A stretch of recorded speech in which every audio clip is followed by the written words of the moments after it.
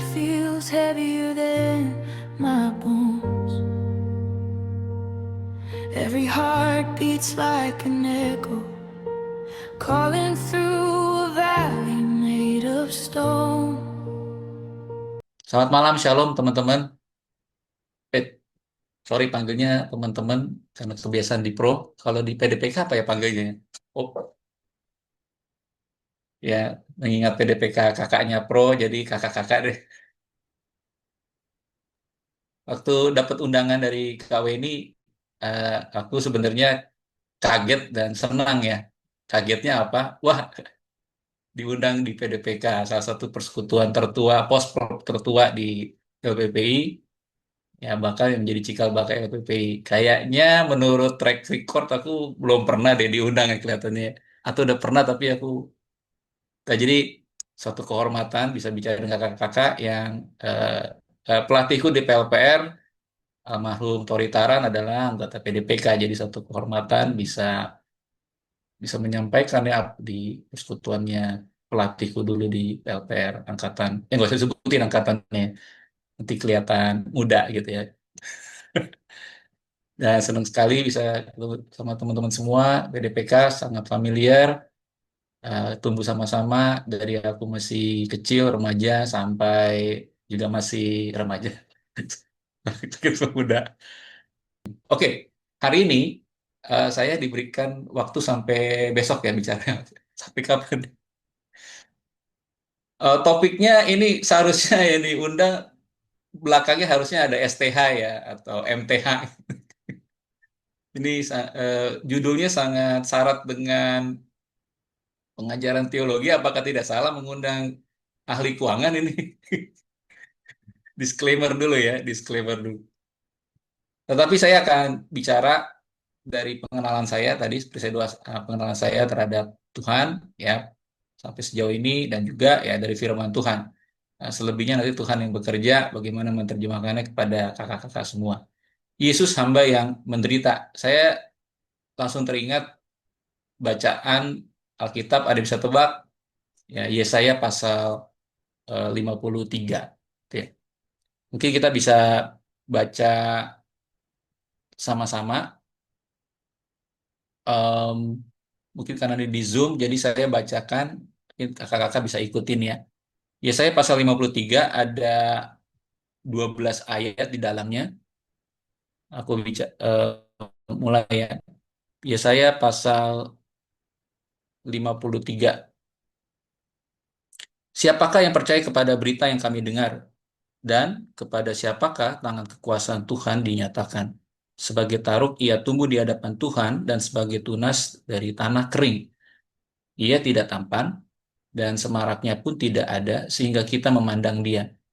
Dan rupa pun tidak sehingga kita menginginkannya. Ia dihina dan dihindari orang.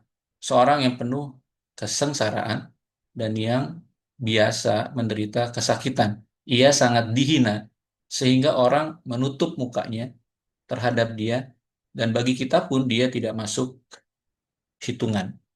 Tetapi sesungguhnya penyakit kitalah yang ditanggungnya dan kesengsaraan kita yang dipikulnya. Padahal kita mengira dia kena tulah, dipukul dan ditindas Allah. Tetapi dia tertikam oleh karena pemberontakan kita. Dia diremukkan oleh karena kejahatan kita. Ganjaran yang mendatangkan keselamatan bagi kita ditimpakan kepadanya. Dan oleh bilur-bilurnya kita menjadi sembuh. Kita sekalian sesat seperti domba, masing-masing kita mengambil jalannya sendiri. Tetapi Tuhan telah menimpakan kepadanya kejahatan kita sekalian. Dia dianiaya, tetapi dia membiarkan diri ditindas dan tidak membuka mulutnya seperti anak domba yang dibawa ke pembantaian. Seperti induk domba yang keluh di depan orang-orang yang menggunting bulunya. Ia tidak membuka mulutnya. Sesudah penahanan dan penghukuman ia terambil, dan tentang nasibnya siapakah memikirkannya? Sungguh ia terputus dari negeri orang-orang hidup, dan karena pemberontakan umatku, ia kena tulah. Ayat 9. Orang menempatkan kuburnya di antara orang-orang fasik, dan di dalam matinya ia ada di antara penjahat-penjahat. Sekalipun ia tidak berbuat kekerasan dan tipu tidak ada dalam mulutnya. Tetapi Tuhan berkehendak meremukkan dia dengan kesakitan. Apabila ia menyerahkan dirinya sebagai korban penebusan salah, ia akan melihat keturunannya, umurnya akan lanjut, dan kehendak Tuhan akan terlaksana olehnya. Sesudah kesusahan jiwanya, ia akan melihat terang dan menjadi puas, dan hambaku itu sebagai orang yang benar. Yang benar, maaf, akan membenarkan banyak orang oleh hikmatnya, dan kejahatan mereka dia pikul. Sebab itu aku akan membagikan kepadanya orang-orang besar sebagai rampasan, dan ia akan memperoleh orang-orang kuat sebagai jarahan, yaitu sebagai ganti karena ia telah menyerahkan nyawanya ke dalam maut. Dan karena ia terhitung di antara pemberontak-pemberontak, sekalipun ia menanggung dosa banyak orang dan berdoa untuk pemberontak-pemberontak.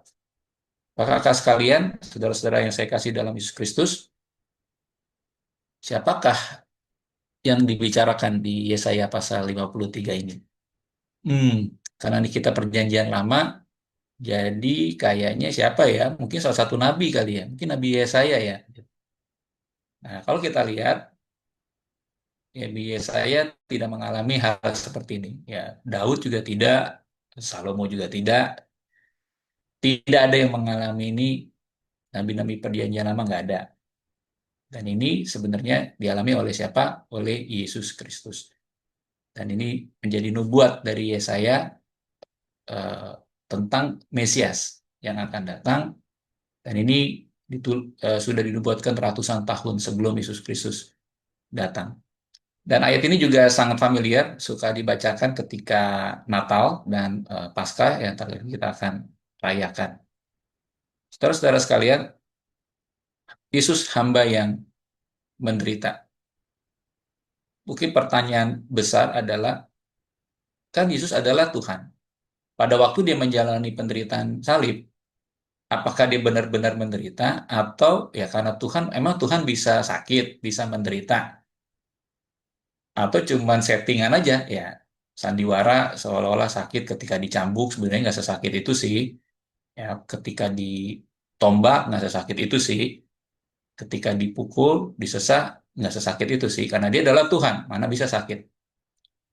Itu menjadi pertanyaan saya di awal waktu hmm, mengenal Kristus. Em, Bagaimana mungkin Tuhan bisa mengalami penderitaan ya dilakukan oleh manusia karena dia Tuhan, anak Allah. Bagaimana dia bisa bisa bisa mengalami penderitaan seperti itu. Lalu yang kedua, hamba. Ya, ini dan kata hamba ini bukan karena tema, tapi tadi kita jumpai ya di ayat 11, hambaku sebagai orang yang benar. Kenapa pakai kata hamba? Gitu. Jadi lagi bicara tentang Kristus yang adalah anak Tuhan, the Son of God, seperti itu. Nah, saya coba untuk angkat dulu term hamba ini. Kenapa dibilang hamba? Nah, ini menarik hubungan antara Yesus dengan Bapa, dan Yesus selalu mengatakan demikian. Apa yang saya ucapkan dan apa yang saya ucapkan itu tidak pernah berasal dari saya. Semua berasal dari Bapa. Apa yang saya lakukan itu untuk kehendak Bapa, bukan untuk kehendak saya. Di satu sisi, Bapak mengatakan, dengarkanlah dia. Ini um, Yesus adalah pribadi yang mencerminkan Bapak. Jika um, melihat Bapak, ya lihat Yesus.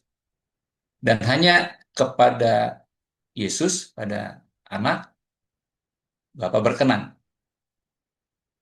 Dan dan Bapak di surga memerintahkan, dengarkanlah dia. Gitu. Nah, kita tahu bahwa baik Yesus, ya, the Son of God, lalu Bapa adalah dua pribadi yang punya kehendak masing-masing. Nah, kita belum masukkan Roh Kudus. Sama. Yesus juga mengatakan demikian dengan Roh Kudus. Roh Kudus, Yesus mengatakan bahwa Roh Kudus tidak akan bicara apa-apa selain dari Yesus. Jadi karena Yesus tidak akan bicara apa-apa tentang dirinya, dari dirinya selain dari Bapa, jadi apa yang diucapkan oleh Roh Kudus itu pasti berasal dari Bapa juga. Jadi kita lihat ini menarik hubungannya menjadi satu, gitu ya. Makanya dibilang Bapa dan Anak adalah satu, satu kehendak. Karena Yesus memutuskan untuk tidak mau apa-apa selain yang Bapa mau. Dan Bapa juga memutuskan tidak hanya eh, Yesus aja yang dia berkenan untuk dia menyampaikan apa yang dia ingin firmankan. Sehingga menjadi satu kesatuan. Roh Kudus juga melakukan hal yang sama, menaklukkan kehendaknya, dan menariknya Bapa memberikan kuasa di sorga dan di bumi kepada Yesus. Sehingga Yesus menjadi pribadi yang powerful, sama kayak Bapa. Dan ini kita kenal dengan istilah Tritunggal. Tri, ada tiga pribadi, dan tunggal, menurut saya, kenapa bisa jadi tunggal? Ya karena mereka punya satu kehendak, saling menaklukkan kehendak satu sama lain, dan hanya kehendak Bapa aja yang di, yang dinaikkan. Nah, ini adalah pengertian hamba yang sebenarnya. Tadi saya sering mengatakan, tadi saya dalam doa saya mengatakan hamba ya, tapi saya sebenarnya tidak layak untuk mengatakan demikian karena saya punya kehendak dan kerap kali kehendak saya dengan kehendak Tuhan itu konflik. Gitu. Jadi sebenarnya agak munafik juga kalau saya mengatakan saya adalah hamba Tuhan gitu ya, karena saya ada kehendak yang tidak bisa saya taklukkan. Makanya kalau di dalam pelajaran-pelajaran kita suka kasih ilustrasi kan, lingkaran, lalu ada kursi tahta, siapa yang duduk di kursi tahta itu dia memerintah hidupnya. Sebenarnya ketika Yesus naik di kursi tahta, si A kan di bawah. Kenapa si A-nya nggak di luar? Selalu ditanya begitu kan. Si A-nya di bawah, karena si A itu menyerahkan seluruh kehendaknya kepada Kristus, dipimpin dan dikuasai sepenuhnya oleh Kristus. Itu yang sebenarnya harus kita training, yang harus kita latih sehari-hari. Kehendak kita harus kita taklukan terus tiap hari. Meskipun kita punya kehendak, kadang-kadang enggak kita yang ambil alih. Ya, kita menghiraukan, mengabaikan kehendak Tuhan. Kita yang mengambil alih. Nanti kita ngaku dosa, perampasan rohani seperti itu. Dan itu membuat kita melatih diri kita untuk menjadi hamba. Jadi sebenarnya hamba yang benar ya Yesus, hanya Yesus saja. Hanya Yesus saja.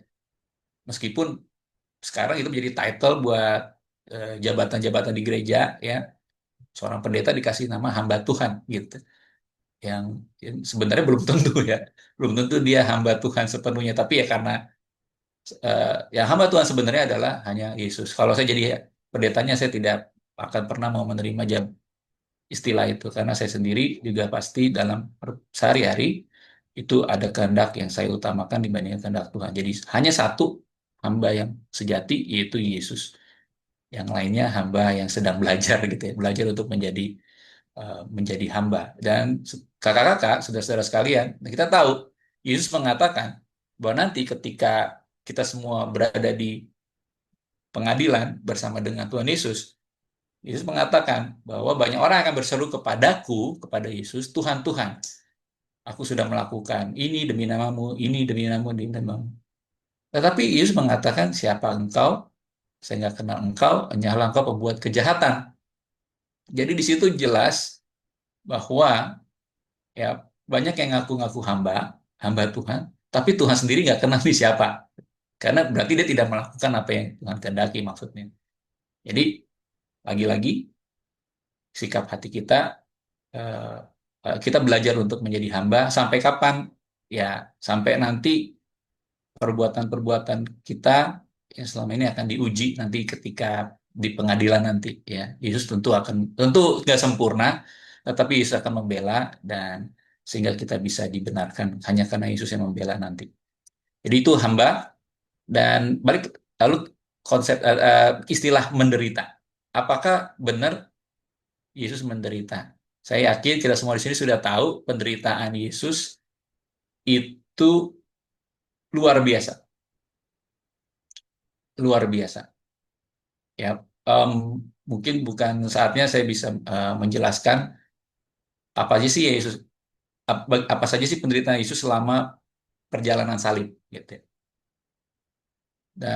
Kalau saya boleh rujuk, ada seorang seorang pendeta yang cukup aktif waktu itu ya, sekarang udah almarhum, suka kasih khotbah di rekamannya ya, di radio Pelita Kasih waktu itu setiap pagi itu selalu ada, saya selalu dengar juga, namanya Derek Prince. Derek Prince itu dia menjelaskan ya, eh, penderitaan Kristus, dan salah satu yang menarik adalah sesi bahwa darah Yesus itu ketika dia menjalani penderitaan itu semuanya ditumpahkan ya, sesuai dengan ketentuan yang Bapa ya sendiri gariskan di Perjanjian Lama, bahwa ketika eh, bangsa Israel membawa korban penebusan, maka si imam besar itu harus me- menyembelih binatang ya, domba, dan darahnya harus tercurah semua ya. Nah, jauh sebelum itu ketika Adam dan Hawa jatuh dalam dosa, Adam dan Hawa kan membuat baju sendiri pakai dedaunan karena mereka tahu mereka telanjang. Tapi Tuhan tidak berkenan, Tuhan membuatkan mereka baju dari kulit binatang. Nah, ketika membuat baju dari kulit binatang, pasti kan binatangnya dikulitin. Dan pasti darah tertumpah semua. Nggak mungkin nggak. Sehingga dari awal sebenarnya penebusan dosa itu harus dibayar dengan pertumpahan darah. Dan penderitaan Yesus itu memang mengarah ke sana. Mengarah bahwa darah harus ditumpahkan. Dari dia mulai disesah, dipukul, keluar darah, lalu dipakai mahkota duri, keluar darah, dicambuk. Cambuknya juga tipe yang apa, nancep di daging, lalu ditarik dagingnya terangkat juga, darah keluar, sampai titik darah penghabisan. Ada yang tahu di momen apa Yesus menumpahkan tetesan darah terakhir? Ya. Alkitab mencatat ketika Yesus pada saat itu terjadi gempa, ya kan?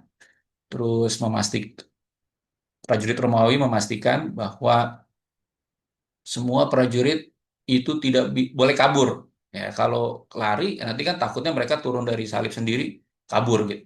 Makanya dipatahkan kakinya. Semua penjahat yang disalibkan di sebelah Yesus dipatahkan kakinya. Kecuali Yesus, karena dinubuatkan juga bahwa tulangnya tidak akan pernah diremukan sesuai dengan nubuat. Tetapi gimana cara membuktikan bahwa Yesus sudah mati? Ya, sehingga karena prajuritnya waktu mematahin kakinya, udah lihat nih udah nggak bergerak nih, Yesusnya udah mati. Terus gimana cara membuktikannya? Maka dia ambil tombak, ditusuklah lambung, dan keluar apa? Darah dan air. Jadi tetesan darah terakhir itu kita mencatat di ketika ditusuk lambungnya keluar darah dan air. Situ menunjukkan bahwa semua ketentuan pembayaran penghapusan dosa lunas, gitu ya, sudah lunas. Darah tertumpah semua, dan tentu itu sangat sangat menderita, gitu. Sangat menderita. Em, Kalau darah merah sudah keluar semua, ya harusnya ya mati ya begitu. Tetapi yang menarik adalah, dan ini digambarkan di film Passion uh, of the Christ, adalah ketika Yesus mengalami penderitaan tersebut, dia tetap em, tetap apa ya, mempertahankan ya nyawanya. Karena, nah di sini saya mau katakan yang menarik adalah kenapa Yesus ketika mengalami itu semua tetap dia adalah Tuhan, dia tetap the Son of God. Karena Alkitab mencatat ketika dia dia meninggal matinya bukan karena ditusuk eh, tombak, bukan karena digebukin seperti itu, tetapi karena dia sendiri yang mengatakan, Bapa, kepadamu kuserahkan nyawaku. Baru mati, baru mati. Itu menunjukkan dia adalah Tuhan. Enggak mungkin ya, hanya Tuhan yang bisa menyerahkan nyawa. Dan itu menunjukkan dia the Son of God. Dan karena Bapa mengatakan bahwa apa yang diminta oleh Yesus dia akan dikabulkan, ya udah dikabulkan ya. Sehingga nyawa diserahkan kepada Bapa. Baru di situ Yesus mati di kayu salib. Jadi ini sesuatu yang kalau mau apa ya dibuktikan secara ilmiah, gitu,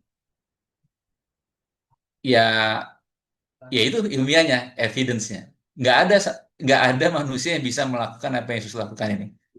Kok bisa ya? Bagaimana bisa melalui penderitaan, terus em, sampai sampai titik darah penghabisan dia masih bisa mengatakan kepada Bapa, Tetelestai, completely complete, perfect, uh, uh, completely finished, begitu.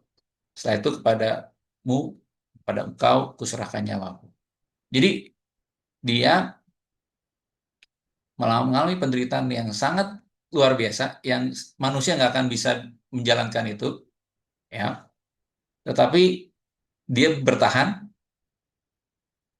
itu hanya karena dia the Son of God yang bisa melakukan itu, dan dia menyerahkan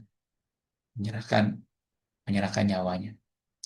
Nah, pertanyaannya sekarang, kenapa sih harus menderita seperti itu? Balik lagi, karena itu dosa itu bukan sesuatu yang main-main. Dosa itu harus dibayar dengan pertumpahan darah. Nah, waktu saya di kelompok pemuridan saya itu, pelatih saya tuh bilang, dosa itu apa sih? Gitu. Dosa itu apa? Kenapa harus begini hukumannya? Ya. Lalu menarik ya, saya rasa kita semua pasti belajar ya latar belakang Alkitabiah yang Pak Tukung Rani. Nggak tahu di angkatan kakak-kakak dibahasnya segini ya, tapi kalau di angkatan saya kita bahasnya luar dalam banget gitu. Jadi apa sih yang salah dari Adam dan Hawa gitu? Mereka salahnya apa? Makan dari makan buah dari pohon pengetahuan baik dan jahat. Betul ya? Bentuknya seperti apa? Spekulasinya katanya seperti apel gitu. Ya, itu nggak masalah bentuknya seperti apa. Tapi emang salah. Salahnya apa? Memakan buah dari pohon pengetahuan baik dan jahat kan bagus dong, bisa tahu baik dan yang jahat. Bahkan si ular ya yang adalah representasi setan pada saat itu, setan mengambil rupa ular, bukan semua ular setan itu. Mengambil rupa Setan mengambil rupa ular, mengatakan bahwa kamu tidak akan em, kebohongan yang dibilang sama setan, kalau kamu makan, kamu tidak akan mati, gitu ya. Tapi kamu akan tahu baik dan jahat. Itu betul, ya.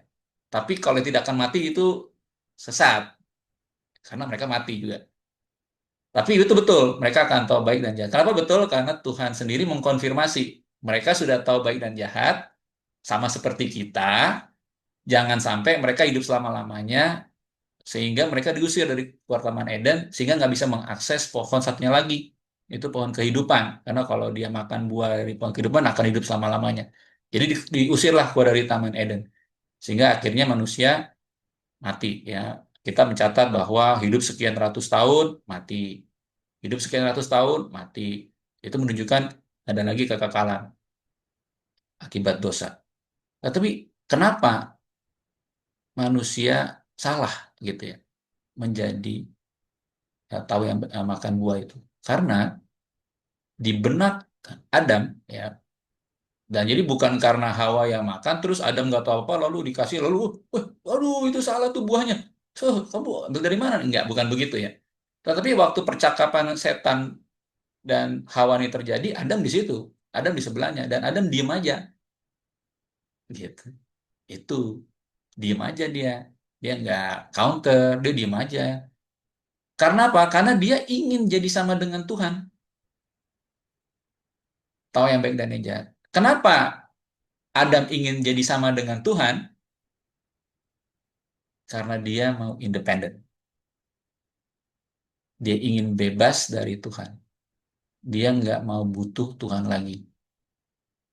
Itu dosa dan itu keji, sehingga Tuhan harus eksekusi. Bayangkan Tuhan sudah menciptakan manusia untuk bersekutu dengan dirinya, tiba-tiba dia bilang, sorry ya, saya nggak butuh kamu, siapa ya?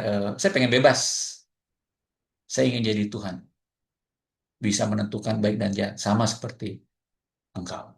Disitulah pemberontakan. Maka Tuhan hukum dengan kematian. Saudara-saudara sekalian, dosa itu suatu hal yang serius. Di Patu Kobrani definisinya jelas sekali. Kekerasan hati untuk memilih jalan sendiri dan ingin bebas, independen dari Tuhan. Yang diwujudkan dengan sikap melawan, berontak, dan masa bodoh, ignorance. Disebut 4 kata DOSA. Disebut dosa. Jadi saudara-saudara sekalian, makanya harus dibayar dengan penumpahan darah alias mati, dan akibatnya penderita Yesus harus yang membayar itu semua harus mengalami penderitaan yang luar biasa itu, sampai titik darah penghabisan. Itulah kenapa harus menderita, harus mengalami penderitaan yang luar biasa itu. Yang sampai sekarang saya juga, kayak setiap Paskah itu adalah sesuatu hal yang kita diingatkan lagi ya, apalagi kita lagi Good Friday, Jumat Agung. Wow, bagaimana Yesus bisa melewati itu semua, gitu ya, melewati itu semua hanya karena satu, karena dia adalah the Son of God, hanya karena dia Son of God. Tapi nggak cukup apa itu saja ya, bukan karena dia hanya sekedar dia anak Allah, tapi karena dia mengasihi. Kasihnya itu yang membuat dia bisa dari satu penderitaan ke penderitaan yang lain terus, ya, mereka itu karena kasih. Setiap kali dia, dan saya yakin saudara-saudara sekalian, ketika Yesus mengalami penderitaan demi penderitaan dalam perjalanan salib itu, di kepalanya dia ada nama kita semua, satu persatu ada nama kita semua, dan itu dia selalu ingat, ya. Dan dia pasti akan ingat juga nanti ketika kita di pengadilan, ya, dia akan ucapkan nama itu. Dan itu sudah waktu dia mengatakan tetelestai, sudah selesai, itu nama kita semua ada di benaknya, listnya ada semua. Baik yang zaman dulu, yang pada saat itu, maupun yang akan datang. Luar biasa, bukan? Karena bagi Tuhan tidak ada keterbatasan waktu. Bagi Tuhan, waktu is a present. Selalu present. Nah, saudara-saudara sekalian, kenapa sih kita perlu tahu bahwa Yesus adalah hamba yang menderita? Kenapa kita perlu tahu? Kenapa kita perlu memahami, ya, penderitaan ini? Saudara-saudara sekalian, Yesus meninggalkan suatu kebiasaan yang harus kita lakukan. Tidak tidak ada ketentuan harus melakukan ini setiap apa. Ya. Namanya perjamuan kudus. Betul ya? Yesus mengatakan, lakukan ini untuk mengenangkan aku. Inilah ketika dikasih roti, inilah tubuhku yang dipecah-pecahkan engkau bagi engkau. Makanlah, makan. Emang artinya apa gitu? Makan tubuh Yesus. Ya kan? Tapi di situ sebenarnya kita diingatkan, ketika kita makan makan roti itu bukan berarti makan tubuhnya, tapi makan itu. Kita menyatakan bahwa kita percaya bahwa Yesus sudah tubuhnya dicabik-cabik, ya sampai tadi saya sudah jelaskan, untuk menebus dosa kita. Dan kita percaya itu, makanya kita makan. Dan kita bisa mengalami penderitaan itu, bersekutu dengan penderitaan. Lalu inilah anggur, adalah darahku yang ditumpahkan untuk kamu. Minumlah, kita minum. Bukan berarti kita minum darahnya. Tapi ketika kita minum, kita percaya bahwa Yesus sudah menumpahkan darahnya semuanya, sehingga sempurna untuk menebus dosa kita. Dan kita minum itu dengan bahwa kita percaya. Kita percaya bahwa itu sudah ditumpahkan dan kita bersekutu dengan penderitaannya. Jadi kita perlu mengetahui ini semua, karena kita perlu bersekutu dengan penderitaannya. Sehingga kita bisa benar-benar mengalami pengampunan dosa itu. Em, Proses itu harusnya terjadi ketika kita menerima Kristus sebagai Tuhan dan Juru Selamat. Makanya ketika dibacakan buku, ya mungkin dengan cara macam-macam ya, mungkin dengan cara buku 4 hukum rohani, itu hukum pertama, hukum kedua, hukum ketiga, hukum keempat, itu jelas sekali ketika kita menerima Kristus, ketika kita mengucapkan DM, doa menerima Kristus, Tuhan Yesus, saya memerlukan Engkau. Saya buka pintu hatiku dan menerima Engkau sebagai Tuhan dan Juru Selamatku. Terima kasih karena Tuhan telah mengampuni dosa-dosaku.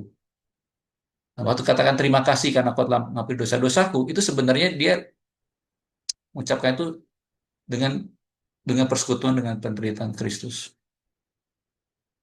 Kita kita nggak perlu mengalami dicambuk, kasih mahkota duri, ditusuk, ditombak perutnya.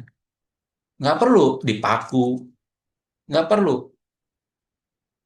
Kita hanya bersekutu bahwa beriman bahwa itu semua yang sudah lakukan untuk kita. Jadi ketika kita mengatakan terima kasih karena Tuhan telah mengampuni dosa-dosaku, bayangan kita itu, Yesus sudah melakukan itu semua loh.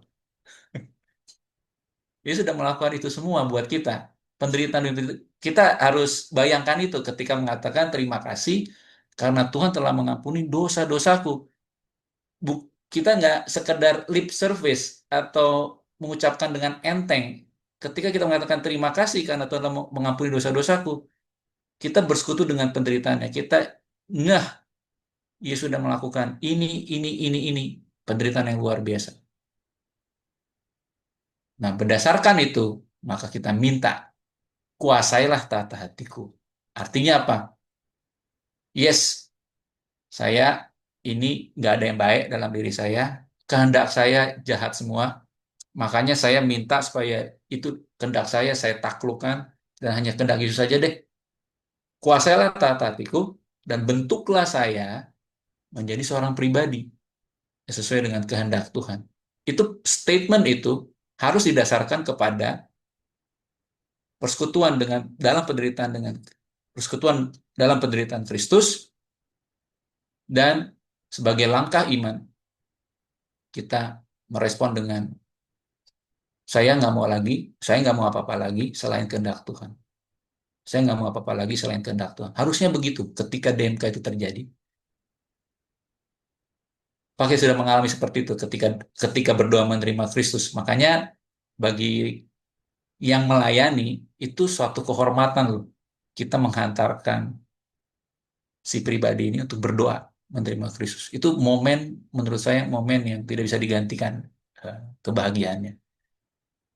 Dan kita harus mengucapkannya pelan-pelan karena dia harus menghayati kata demi kata itu. Itu bukan mantra, itu juga bukan sekedar saran, tapi di balik kata-kata itu ada iman yang harus dinyatakan. Dan Yesus, Tuhan, itu melihat isi hati saudara dan tidak bergantung kepada kata-kata saudara, begitu ya. Karena apa yang kita ucapkan, Tuhan melihatnya hati. Selalu begitu. Ketika Tuhan memilih Raja Israel, waktu sebelum sebelum ketika waktu itu untuk gantikan Saul, Samuel dikasih lihat semua saudaranya Daud, semuanya dari tampang keren semua. Tuhan bilang saya nggak ngelihat tampang, saya ngelihat hati. Akhirnya dipanggil ada satu lagi nggak? Ada datang namanya Daud. Ah ini yang saya mau ambil. Ya, jadi Tuhan itu selalu lihat, selalu ngelihat, selalu ngelihat hati. Makanya jangan pernah menyembunyikan di hati dari Tuhan. Itu Itu adalah hal yang sia-sia. Ketika kita mau bicara kepada Tuhan, Tuhan tahu isi hati kita ini murni atau enggak? Ini murni atau enggak? Jadi, em, jujur aja ketika saya membawakan topik ini, saya bukan hamba. Saya jauh dari kata hamba. Hanya satu yang hamba yang sejati adalah Yesus aja, gitu ya. Dan teman-teman sekalian, kenapa tadi kita perlu memahami bahwa Yesus adalah hamba yang menderita, supaya kita menyadari bahwa dosa kita itu benar-benar sudah diampuni. Dan harusnya dengan mengetahui itu semua, karena berdasarkan persekutuan kita di dalam penderitaan Kristus, maka kita harusnya menjadi pribadi yang tidak lagi hamba dosa. Yes, kita berbuat dosa, tapi bukan berarti kita hamba dosa. Ya. Nah, ini menjawab semua permasalahan. Ada nggak sih dosa favorit? Ada nggak sih Kristen tomat? Ada itu tomat ya, tobat kumat, tobat kumat, tobat kumat. Ini menjawab, ini nggak ada di dalam Alkitab, tidak pernah ada istilah tobat kumat, tidak pernah ada dosa favorit. Itu semua omong kosong, nggak ada. Yang ada orang Kristen itu adalah dia harus menyadari bahwa dia bukan lagi hamba dosa. Jadi apa yang dosa perintahkan dia nggak perlu lagi nurut, nggak punya kewajiban untuk menuruti. Dia bisa mengatakan no. Nah, pertanyaannya adalah mau no nggak gitu, mau mengatakan tidak nggak. Nah, itu harus latihan memang. Jadi setiap kali kita melakukan pengakuan dosa, saudara-saudara sekalian, itu harusnya kita diingatkan bahwa, hey, you bukan hamba dosa, you harus tobat, you harus tobat. Seberapa besar dosa yang kita lakukan, you harus tobat, titik, balik 180 derajat.